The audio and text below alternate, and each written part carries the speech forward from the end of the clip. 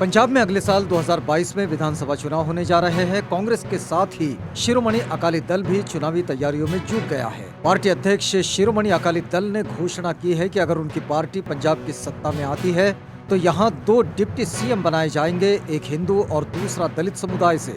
उन्होंने कहा कि सरकार में अकाली दल और बहुजन समाज पार्टी के गठबंधन का उचित प्रतिनिधित्व होगा। पंजाब कांग्रेस में चल रही कलह के बीच विधायक नवजोत सिद्धू और पार्टी की अंतरिम प्रधान सोनिया गांधी की मीटिंग खत्म हो गई है। पंजाब कांग्रेस प्रभारी हरीश रावत भी बैठक में मौजूद रहे। बैठक के बाद रावत ने कहा कि वे सोनिया गांधी को रिपोर्ट सौंपने आए थे। पंजाब कांग्रेस प्रधान के बारे में रावत ने कहा कि पार्टी अध्यक्ष जल्द ही इस बारे में कोई निर्णय लेगी। मुख्यमंत्री कैप्टन अमरिंदर सिंह किसी भी कीमत पर नवजोत सिंह सिद्धू को पार्टी का प्रदेश प्रधान नहीं बनने देना चाहते। वहीं सिद्धू चुनाव प्रचार समिति का प्रधान और कार्यकारी समिति का सदस्य बनने पर सहमत नहीं है। कांग्रेस के मिशन उत्तर प्रदेश का आगाज करने के लिए पार्टी की महासचिव व यूपी प्रभारी प्रियंका गांधी वाड्रा 3 दिवसीय दौरे पर लखनऊ पहुंच गई है। अमौसी एयरपोर्ट पहुंची प्रियंका वाड्रा का पार्टी के कार्यकर्ताओं ने जोरदार स्वागत किया। यहां से वह जीपीओ स्थित गांधी प्रतिमा पहुंची और पुष्पांजलि अर्पित की। यहाँ प्रियंका ने प्रदेश में फैले जंगलराज, पंचायत चुनाव में हुई हिंसा, महिला उत्पीड़न, ध्वस्त कानून व्यवस्था के खिलाफ मौन धरना किया। सीपीआई के कन्हैया कुमार ने प्रधानमंत्री मोदी पर निशाना साधा है। उन्होंने ट्वीट कर लिखा है कि कोरोना की दूसरी लहर को यूपी ने सबसे अच्छे तरीके से संभाला है। इस स्तर का झूठ सिर्फ हमारे यशस्वी बयानवीर प्रचार मंत्री जी ही बोल सकते हैं। दरअसल वाराणसी में प्रधानमंत्री मोदी ने भारी भीड़ इकट्ठा कर योगी के तारीफ के पुल बांधे, जिस पर कन्हैया कुमार ने यह प्रतिक्रिया दी है। चंद्रशेखर आजाद की आजाद समाज पार्टी ने आज ओबीसी जनगणना तथा नीट में ओबीसी को आरक्षण देने के लिए आंदोलन किया। दिल्ली के ओबीसी आयोग के सामने यह आंदोलन किया गया। नीट में ओबीसी आरक्षण खत्म करके सरकार ने ओबीसी समाज के साथ घोर अन्याय किया है। यहाँ पिछले 4 सालों में 12,000 से अधिक ओबीसी छात्रों का हक छीना गया है। कांग्रेस नेता राहुल गांधी का बड़ा बयान। उन्होंने कहा, कांग्रेस छोड़ने वाले आरएसएस के लोग हैं, जाओ निकलो। उन्हें नहीं चाहिए ऐसे लोग, उन्हें निडर लोग चाहिए। दूसरी पार्टियों में ऐसे लोग हैं। राहुल गांधी ने कहा, बीजेपी से डरने वाले कांग्रेसी पार्टी छोड़े। कांग्रेस अध्यक्ष सोनिया गांधी ने प्रधानमंत्री नरेंद्र मोदी से आग्रह किया है कि देश के सभी राज्यों एवं केंद्र शासित प्रदेशों के मेडिकल शिक्षण संस्थानों में ओबीसी आरक्षण का अनुपालन सुनिश्चित किया जाए। सोनिया गांधी ने इस मसले पर पीएम मोदी को पत्र लिखा है। पत्र में उन्होंने कहा कि राष्ट्रीय पात्रता सह प्रवेश परीक्षा नीट के जरिए मेडिकल संस्थानों में होने वाले दाखिले के संदर्भ में ओबीसी छात्रों को आरक्षण की सुविधा नहीं मिल पा रही है। सुहेलदेव भारतीय समाज पार्टी के अध्यक्ष ओम प्रकाश राजभर ने कांवड़ यात्रा पर क्रांतिकारी बयान दिया है। उन्होंने कहा कि कांवड़ यात्रा में बच्चों को गांजा और शराब पीने की ट्रेनिंग दिलाई जाती है। भारतीय जनता पार्टी को शिक्षा, रोजगार, महंगाई से मतलब नहीं। इससे ध्यान हटाने के लिए कांवड़ यात्रा स्कीम चलाते हैं। राजभर ने कांवड़ यात्रा को गांजा शराब पिलाने की यात्रा बताया और कहा कि ये काम योगी जी करते हैं। कांवड़ यात्रा होगी, शराब के ठेके खुले रहेंगे, भारतीय जनता पार्टी के दफ्तर और इनके काम चलेंगे, लेकिन शिक्षण संस्थान बंद है। अंतर्राष्ट्रीय ओलंपिक समिति ने कोविड-19 महामारी को ध्यान में रखते हुए कई स्वास्थ्य सुरक्षा दिशा निर्देश जारी करते हुए कहा कि टोक्यो ओलंपिक में पदक वितरण समारोह के दौरान खिलाड़ी, प्रस्तोता और वॉलंटियर सामूहिक तस्वीर नहीं खिंचवाएंगे और पोडियम पर हमेशा मास्क पहनकर रहेंगे। ये हालांकि जून में ही जारी दिशा निर्देशों में स्पष्ट कर दिया गया था कि खिलाड़ियों और पदक देने वालों को मास्क पहने रहना होगा।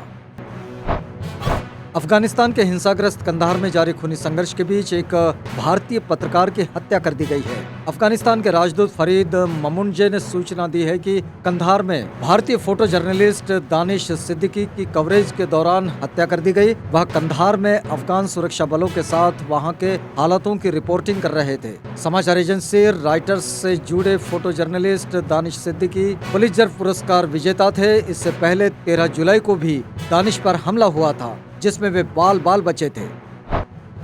देश में कोरोना वायरस की चल रही दूसरी लहर के बावजूद उत्तर प्रदेश सरकार ने सावन महीने में होने वाली कांवड़ यात्रा को मंजूरी दे दी है। इस पर केंद्र सरकार ने सुप्रीम कोर्ट में हलफनामा दाखिल किया है। केंद्र सरकार ने कहा है कि यूपी सरकार को कांवड़ यात्रा की परमिशन नहीं देनी चाहिए। बता दें कि सुप्रीम कोर्ट ने उत्तर प्रदेश सरकार को कांवड़ यात्रा कराने के बारे में दोबारा सोचने के लिए कहा है।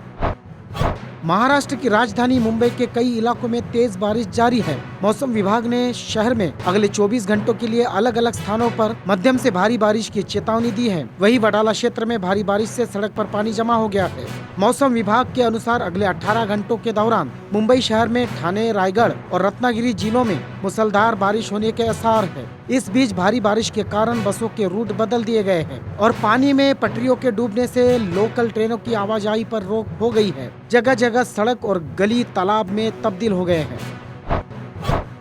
कोरोना की तीसरी लहर की आशंका से पहले केंद्र सरकार लगातार राज्यों से संपर्क में है। प्रधानमंत्री मोदी समीक्षा बैठक कर हालत का जायजा ले रहे हैं। इसी कड़ी में आज प्रधानमंत्री नरेंद्र मोदी 6 राज्यों के मुख्यमंत्रियों के साथ बैठक की। इन राज्यों में तमिलनाडु, आंध्र प्रदेश, कर्नाटक, केरल, ओडिशा और महाराष्ट्र है। पीएम मोदी ने कहा कि कुछ राज्यों में कोरोना के मामले फिर बढ़ना चिंता का विषय है। यूरोप के कई देशों में केस बढ़ रहे हैं, यह हमारे लिए चिंता है। उन्होंने कहा कि लंबे समय तक कोरोना रहने से नए वेरिएंट का खतरा बढ़ जाता है। ऐसे में हमें इससे बचाव करना होगा। हम तीसरी लहर के मुहाने पर खड़े हैं, ऐसे में सतर्कता बरतनी होगी।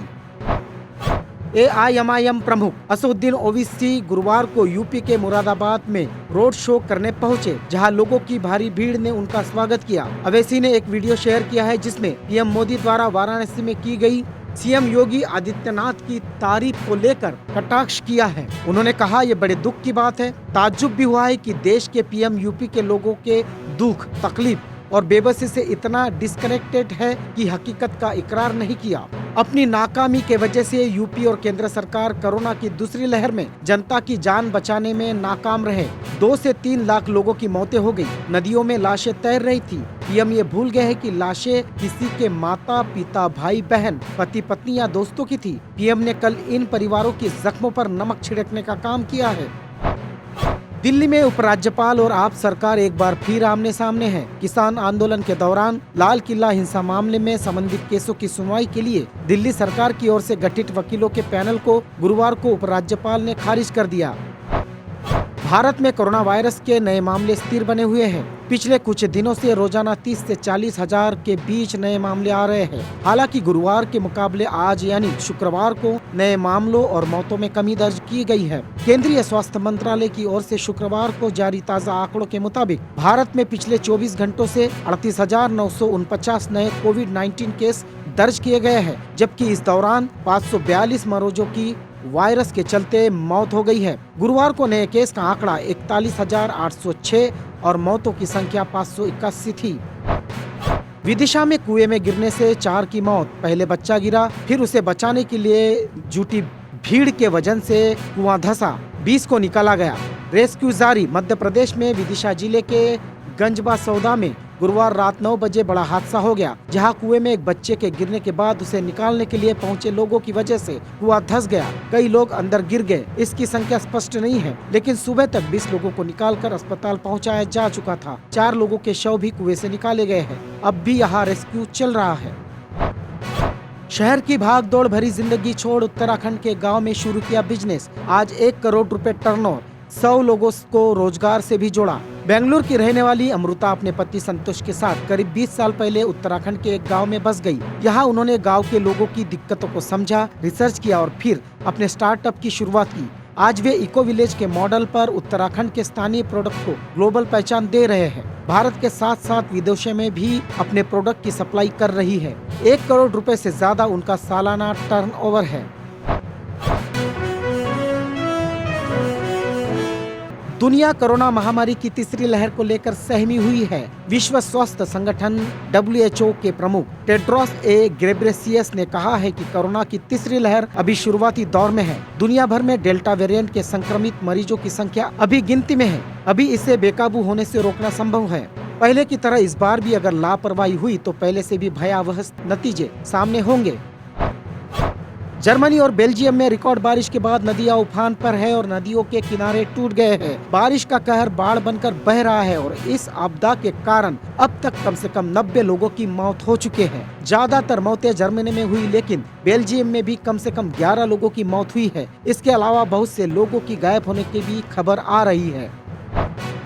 ओला ने अपने इलेक्ट्रिक ओला स्कूटर की बुकिंग शुरू कर दी है। अगर मुमैया भाषा में बोला जाए तो इसकी बुकिंग करने के लिए ग्राहकों को महज एक हरी पत्ती यानी कि 500 रुपए देने होंगे। ओला स्कूटर को कंपनी की वेबसाइट पर सिर्फ 499 रुपए के बदले बुक किया जा सकता है। ये अमाउंट भी पूरी तरह रिफंडेबल होगा। जो लोग जल्दी बुकिंग करेंगे उन्हें डिलीवरी में प्रायोरिटी दी जाएगी। दिग्गज अभिनेत्री सुरेखा सीकरी का कार्डियक अटैक से निधन हो गया है। वह 75 साल की थी। उनके मैनेजर ने इसकी पुष्टि की है। सुरेखा लंबे समय से बीमार चल रही थी। शुक्रवार की सुबह सुरेखा सीकरी ने मुंबई में अंतिम सांस ली। अंग्रेजी वेबसाइट इंडियन एक्सप्रेस से उनके मैनेजर ने कहा, आज सुबह 75 साल की उम्र में सुरेखा सीकरी का कार्डियक अरेस्ट से निधन हो गया। दूसरे ब्रेन स्ट्रोक के बाद वह तमाम जटिलताओं से जूझ रही थी। परिवार वालों और केयरटेकर उनकी देखभाल कर रहे थे। परिवार इस वक्त प्राइवेसी चाहता है। बॉलीवुड एक्ट्रेस कैटरीना कैफ 16 जुलाई 1983 को हांगकांग में पैदा हुई थी। मूल रूप से ब्रिटिश मॉडल एक्ट्रेस अपना 38वां बर्थडे मना रही है। 2003 में फिल्म बूम से हिंदी फिल्म इंडस्ट्री में कदम रखने वाली कैटरीना की फैन फॉलोइंग जबरदस्त है। एक्ट्रेस की एक झलक पाने के लिए लोग बेकरार रहते हैं। बॉलीवुड की टॉप मोस्ट एक्ट्रेस में जगह बना चुकी कैटरीना का नाम इन दिनों विक्की कौशल से जुड़ रहा है। खबर है कि दोनों पिछले 2 साल से डेट कर रहे हैं। बॉलीवुड में फिल्म रिलीज का कैलेंडर एक बार फिर फेल होता दिख रहा है। अक्षय कुमार की बेल बॉटम 27 जुलाई को रिलीज होने वाली थी, लेकिन अब ये फिल्म शायद 15 अगस्त के वीकेंड पर आ सकती है। बॉलीवुड फिर वेट एंड वॉच मोड पर है। बैकलॉग बढ़ रहा है। 22 फिल्मों में 1700 करोड़ से ज्यादा फंसे हैं। दूसरी ओर प्रोडक्शन तेजी से शुरू नहीं हो सका है। नई फिल्में अनाउंस तो हो रही है, लेकिन ये समय पर कंप्लीट हो पाएगी या नहीं ये कोई नहीं जानता। एस राजमौली की अगली फिल्म RRR का मेकिंग वीडियो सामने आया। भव्य सेट से लेकर जबरदस्त एक्शन सीन की भी झलक दिखी। इस वीडियो में कलाकारों से लेकर डायरेक्टर और क्रू तक हर सीन में बेहतरीन तरीके से फिल्माने में जुटे हुए हैं। खासकर साउथ के सुपरस्टार रामचरण और जूनियर NTR स्टारर अपने एक्शन सीन को फिल्माने में बिजी दिखाई दे रहे हैं। बिहाइंड द सीन वीडियो ने फिल्म बाहुबली की ही तरह भव्य सेट दिखाई दे रहा है। RRR अब इस साल दशहरे पर सिनेमा घरों में रिलीज होगी। रामचरण और जूनियर NTR के अलावा अजय देवगन, श्रेया सरन और आलिया भट्ट भी फिल्म में मुख्य भूमिकाओं में है।